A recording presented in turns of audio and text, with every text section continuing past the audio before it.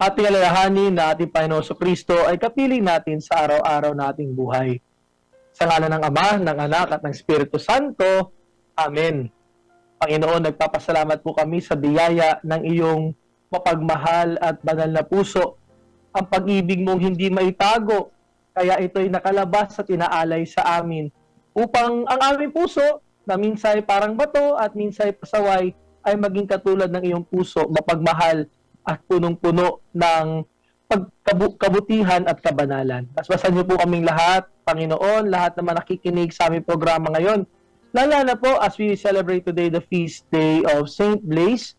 Basbasan niyo po ang aming mga lalamunan, basbasan niyo po ang aming mga bahagi ng katawan kung saan aming nasasabi, nasasambit ang iyong kabutihan. At harinawa ang aming mga salita, ang aming mga gawa at iniisip palaging mag-reflect sa iyong mapagmahal at banal na puso.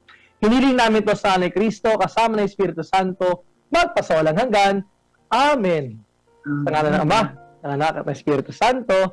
Amen. Amen.